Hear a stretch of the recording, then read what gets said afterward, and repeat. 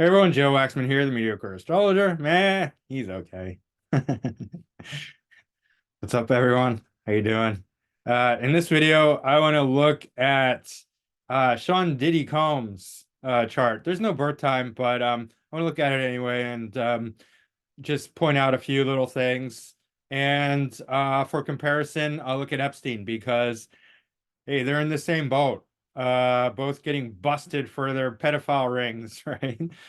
Um, and who's going to all these pedophile rings, right? Like nobody's getting arrested, but we know it's the the elites, right? Who else gets to uh have pedophilia as part of like their agenda in life and get away with it, right? But the elite, who else can do that but the elites? So it's Hollywood celebs, it's politicians, it's corporate executives, it's the rich and powerful, it's the royalty even, right? And these people are all above the law. That's why they're not getting busted. Um, um, and so yeah, I mean, come on, guys. It's people, all the we tend to celebrate all these people. We think they're angels, and all these people are having sex with kids. They're raping little kids, right? So don't get it twisted. A lot of these people are as evil as can be, and I hate it when people just like see no evil, hear no evil, speak no evil, and just like, oh, they're good people. And they're just playing good people on TV, right? They're actually really shitty people. Like most of these Hollywood, I'm not saying all of them, right? We have to have, room for wiggle room for people to be individuals, but a lot of them are like the worst people on the planet. Like they're Satanists. They're just like evil, disgusting, horrible people. So we shouldn't pretend otherwise, right? So it shouldn't really be a shock. We already fucking knew this. Like all the people. Let me put it this way: every single fucking celebrity, every single rich person, every single politician, every single royal family member, right? Not just the Brit, all of them, all the rich and elite, they're all potentially scumbags. All of them, 100%. Like, don't exclude, oh no, that's a good person. Maybe they are. Like, we got to leave, like I said, they're not all guilty, but potentially they are. So, um, innocent until proven guilty, but maybe guilty until proven innocent too, for a lot of these rich people. But let's look at the astrology, guys. Hit that like button and don't forget to subscribe if you haven't already, and book a reading with me. It'll definitely be valuable if you haven't already, and even if you have already, you can get a synastry reading. You can get a future transit or time like other predictive techniques reading. Anyway, let's get into it.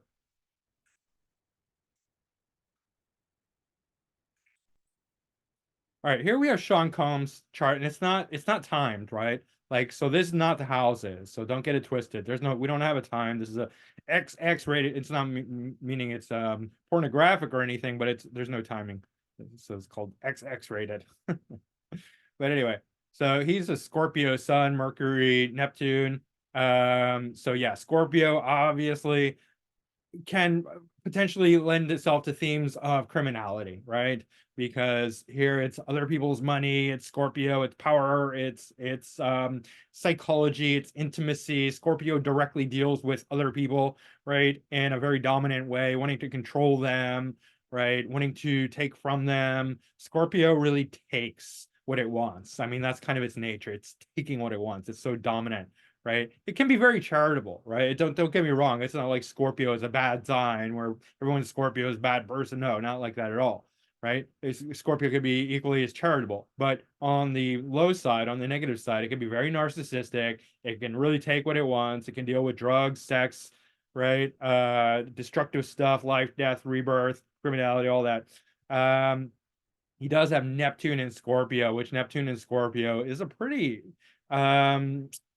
extreme combination because Neptune is very much related to the like drug, sex, not necessarily sex. That's the Scorpio, but drugs, alcohol, delusion, fantasy, hidden things, secret things, lying, deception, right? So here we get the potential for a lot of criminality, especially because Sun is applying to a conjunction as well as Mercury with Neptune. So at some point they're going to meet up with this Neptune and Scorpio, which is all about that if Sean Combs was more like a spiritualist and occultist, I could be like, okay, yeah, let's going in that direction. He's developing some psychic stuff or like really deep occult, esoteric, whatever. But here it's more like hiding sexual deviancy and stuff like that, right? He's got this really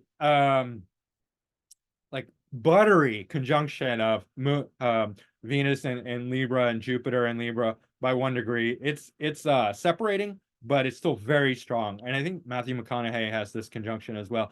It's such a smooth talker. These are both the benefics. It's in Libra where Venus is in domicile, right? So Venus is really strong. It's excessive. It's indulgent. It's over the top. It's smooth as can be, right? Yeah, just the word buttery really comes to mind, where it's just like excessively smooth and indulgent and like just like soft and easy and just smooth talker, right? Right, just like too much, excessively so, right?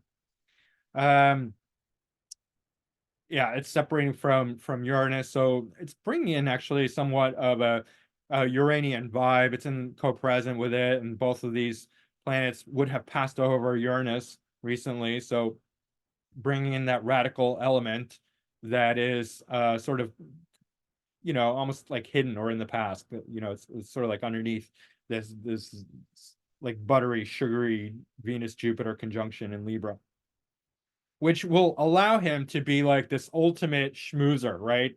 Like working with people, Libra, and just being like just seductive, smooth talker, salesy, like that, just being able to really smooth it over with people and be somewhat manipulative, almost even hiding the scorpionic quality of wanting to control and manipulate and psychologize them, perhaps deceive them, Neptune and Scorpio, right? Mercury is opposite Saturn.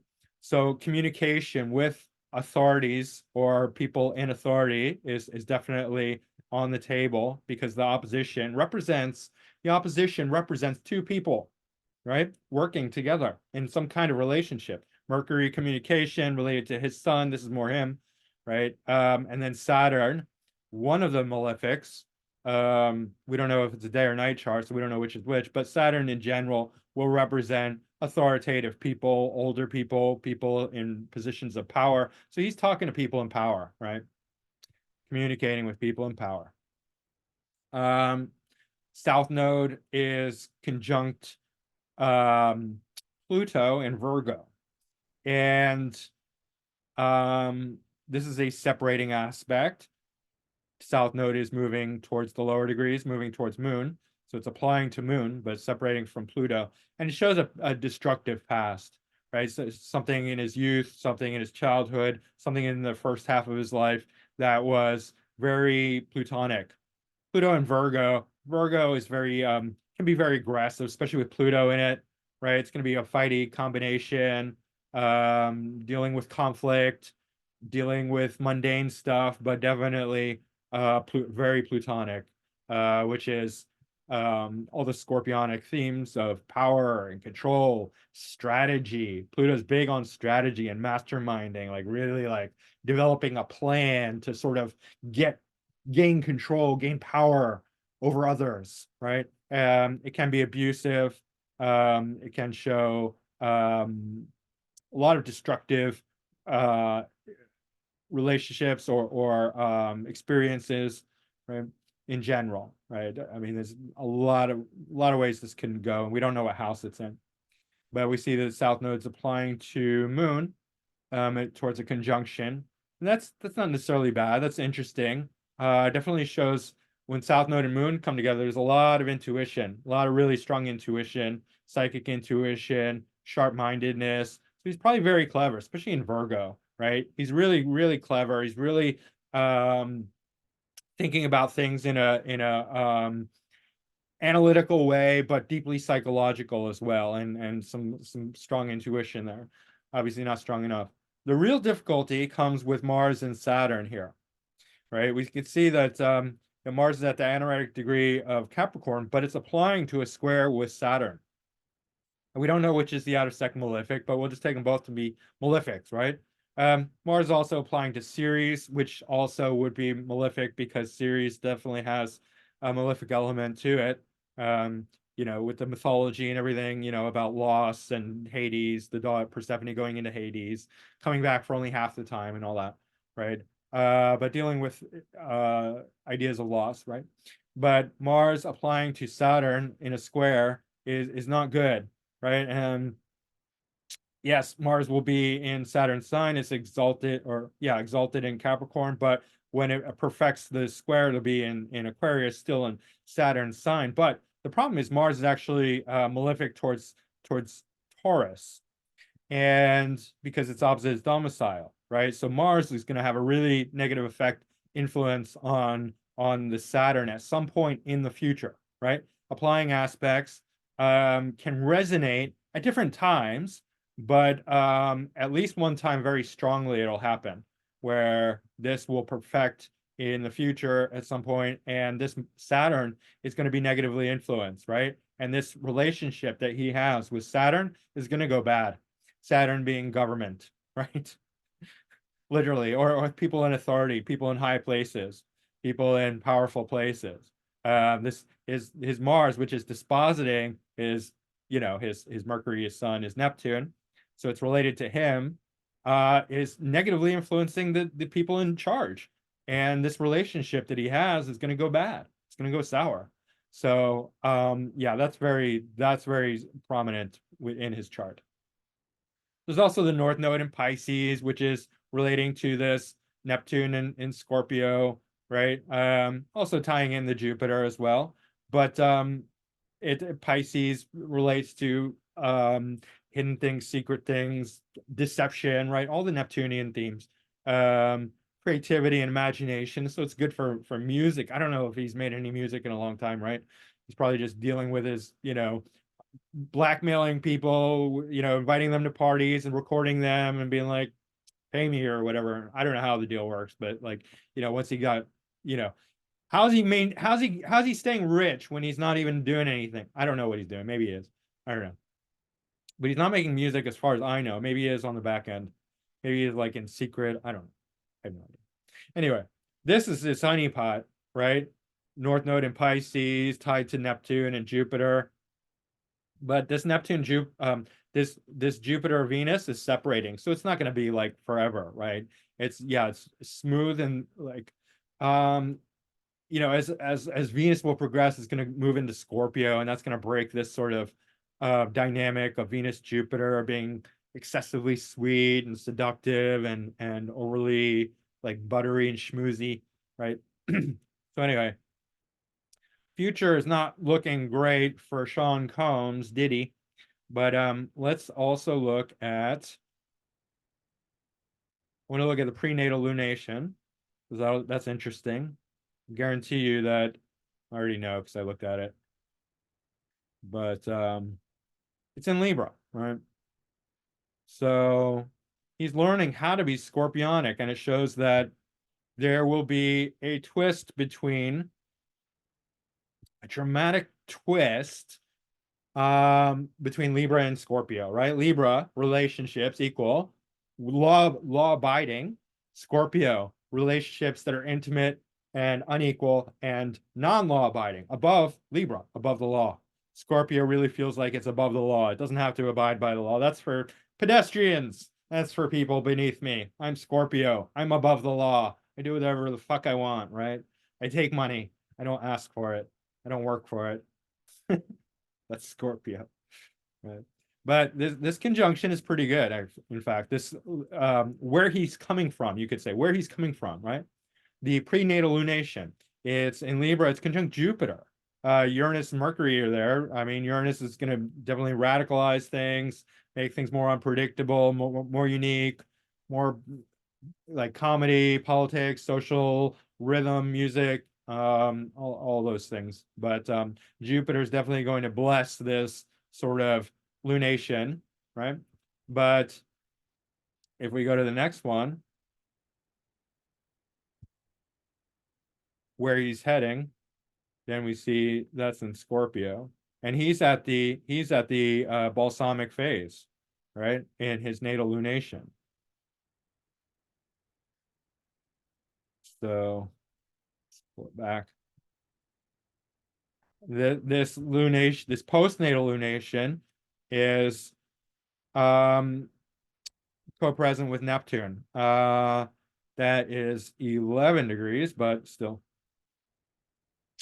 Um, yeah, this Neptune in Scorpio is pretty uh yeah, I mean, I would much prefer to see this in somebody who's like an astrologer or an occultist or a spiritualist, or somebody who's like deeply into like the higher expression of that. But for somebody who's just like making music and being, materialistic, it doesn't bode well for them. I mean, it screams about deception and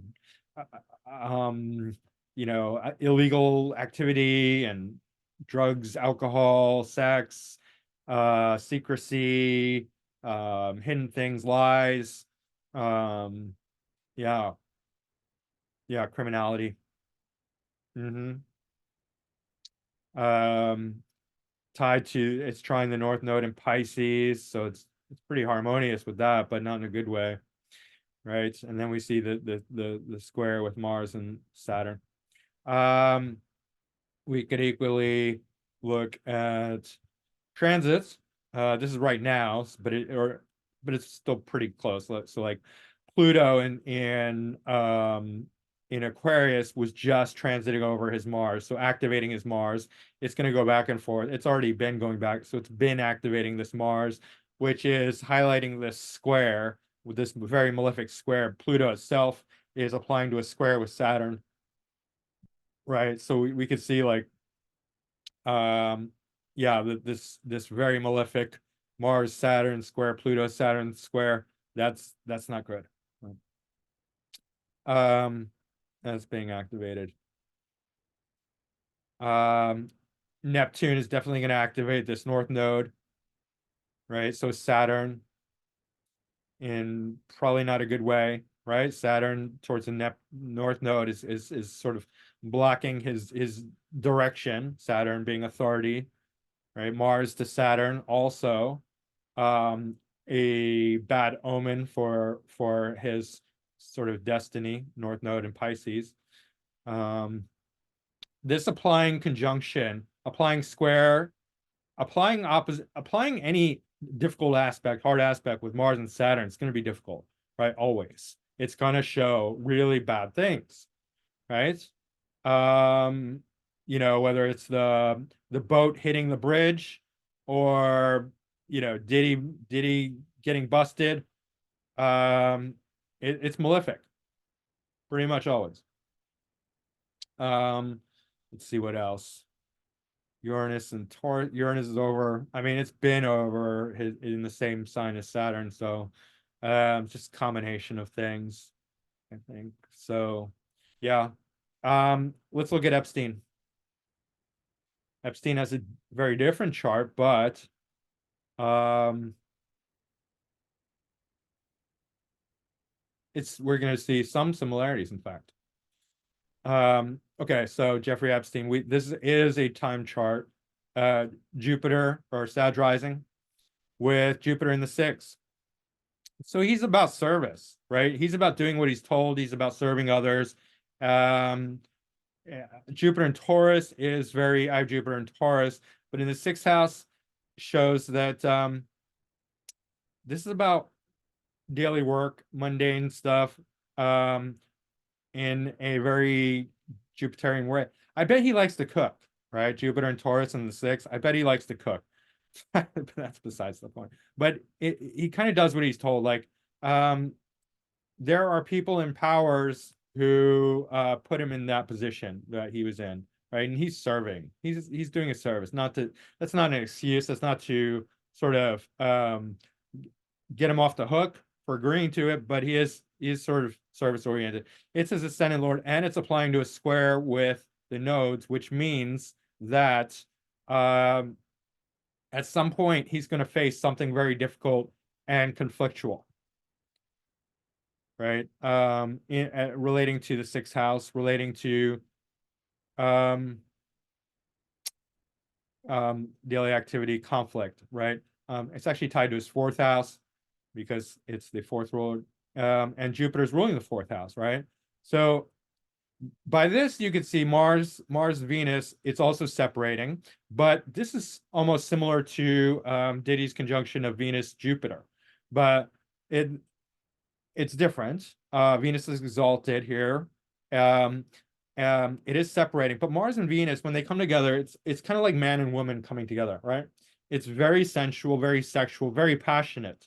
Here it's separating though, right? So we can see something early on, um, man and woman coming together in his home where Venus is exalted. Um, yeah,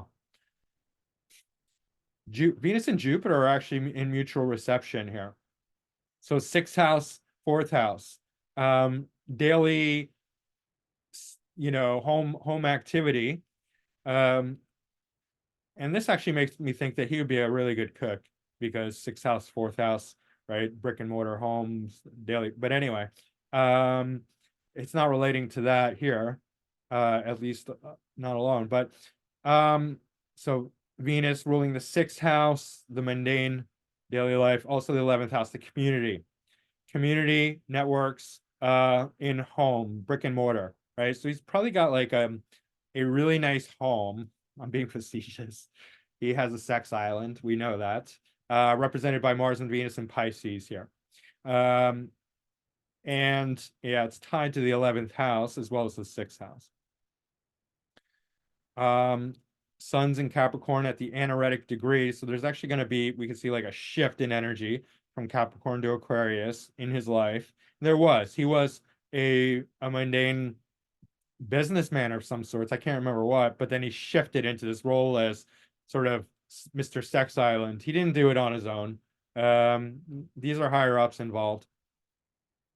But we see Chiron and Uranus opposite exactly. This is a generational aspect. It's not unique to him, but what's interesting is that it's in harmonious aspect to this Mars Venus conjunction.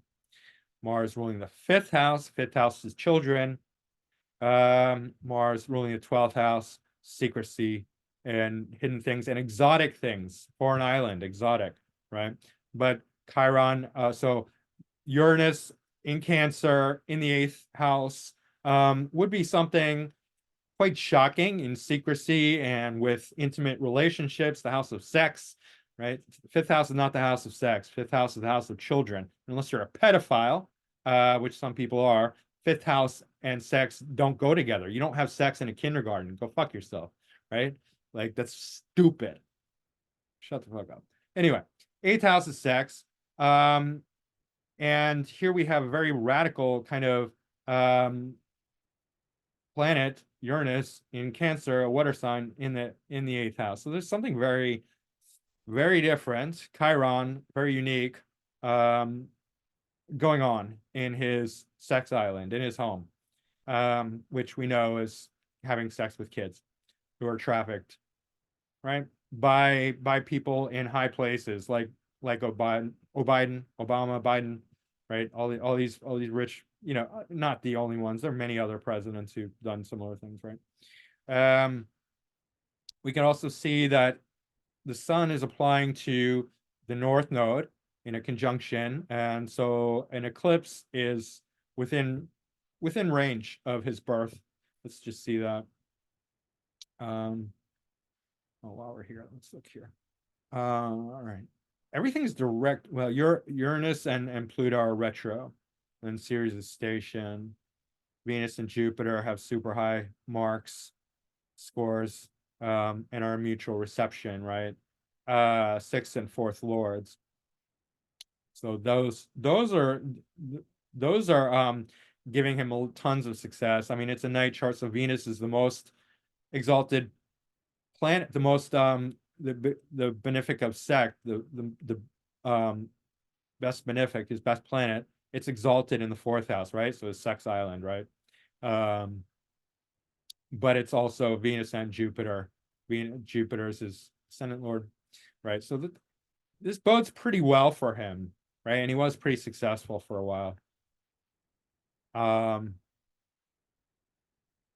So yeah, there was a new moon. No, sorry, that's solar eclipse in 24 days after he's born. So when he was 24, he um lunar eclipse 9 days, right? After he was born. So 9 and then 24 were some important dates for him. Um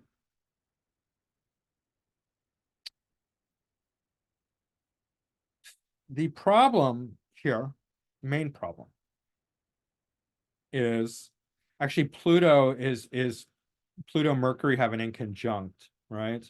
Um, and that's applying, so that's relevant as well.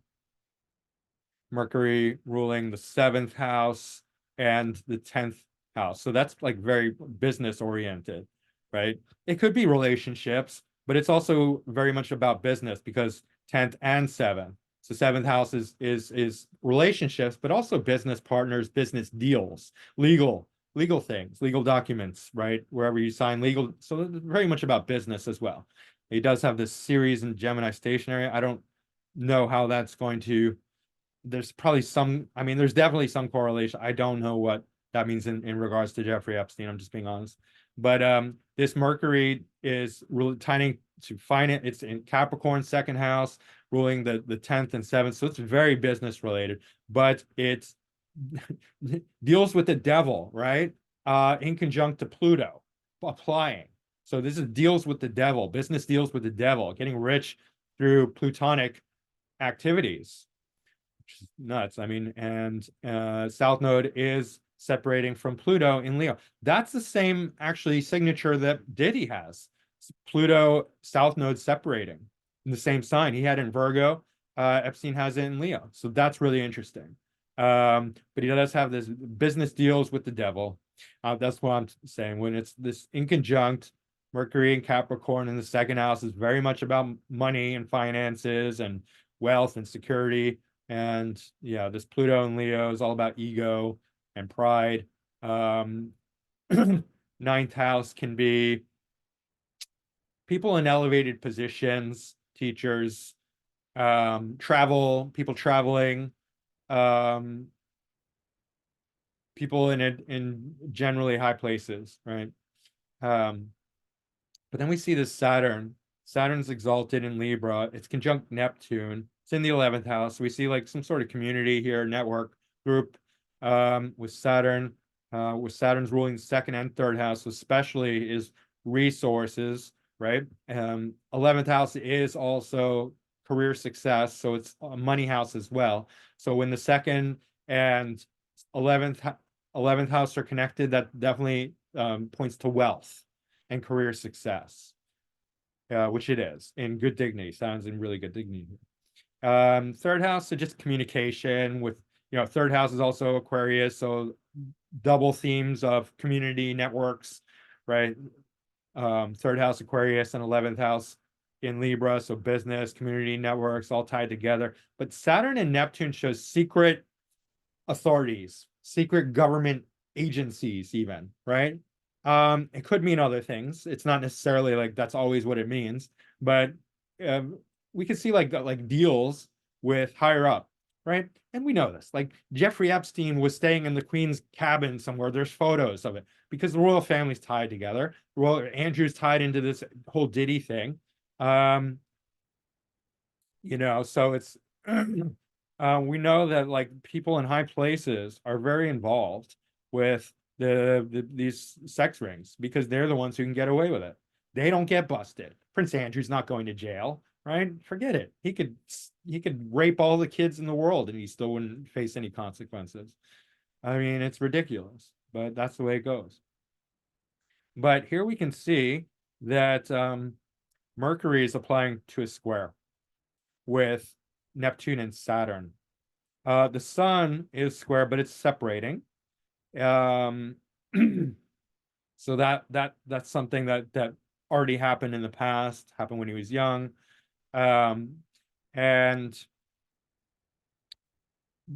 yeah, it's not a it's yeah. There's reception because Saturn rules Capricorn and Aquarius, but Sun does not do well in Libra, so it's not really good for the Saturn Neptune placement, the Sun. But the Mercury is fine. The Mercury is neutral with Libra, and Saturn is going to um dignify this Mercury, but um the square, the initial squares with Neptune, and Neptune square Mercury is definitely about dishonesty and deception, lies, deceit, and this could be happening on two sides, right? They could be deceiving him, he's deceiving other people, but Neptune is in the superior position and it's tied to Saturn, so it feels like almost like a double cross or something like that.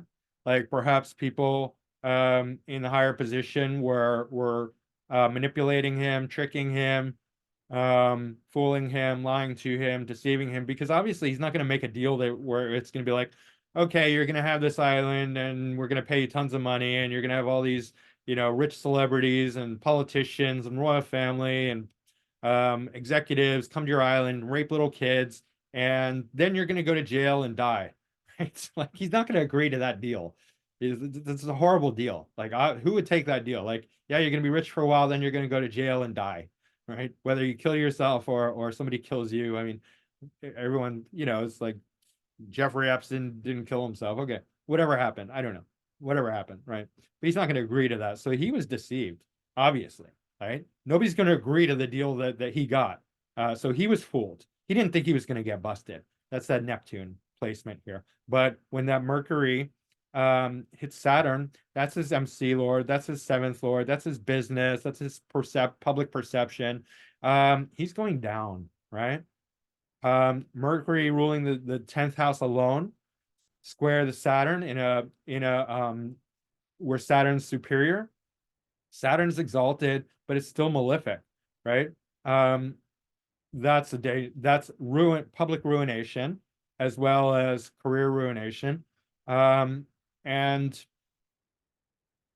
yeah, um, that's the and that's the same thing that well it's not the same conjunction, but Saturn is in both of them, right? It seems like Diddy pissed off Saturn, you know, um, in his chart with his Mars, but here it feels like um there was a double cross um in his deal with the devil, with Jeffrey Epstein, perhaps something to that effect. Uh, yeah, I don't know exactly what happened, so it's like difficult to put it all together, but it's something like that there was deception and it led to his public ruination, led to his ruination as a whole, right? Um, yeah. We can look at no, we won't look at the transits because it's not now, it happened a long time ago. What we can do is look at his postnatal and prenatal and postnatal lunation. We can see that it's in Capricorn.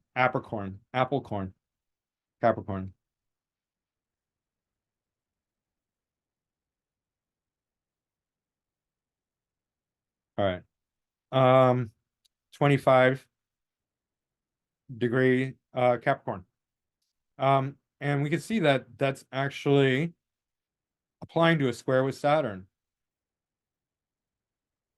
in the postnatal lunation. So that already indicates something challenging that he's carrying in um, through his prenatal lunation. Yeah, there's some good things. Saturn's exalted, and it's um ruling over this square, so it's like dignifying it through a square, but it's still square with Saturn, and it's a night chart. Saturn is the out-of-sect malefic. Saturn is the most malefic of the planets, according to traditional astrology. um Venus was applying to Mars at this point in the prenatal lunation. um then if we look at the postnatal lunation,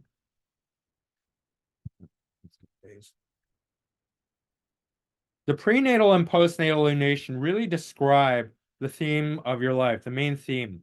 Like I know with secondary progressions, We can go to like, the second and third lunation, but it's really the prenatal and postnatal lunation that's going to bookend your life and tell a story. So we had some eclipses there, which would be pretty powerful for him, changing points. And then we see at 25 degrees Aquarius is the postnatal lunation with Mercury in Pisces. Mercury in Pisces is in poor dignity, right? And it's ruling the seventh and 10th. So his career, his public image is losing dignity. It's going downhill.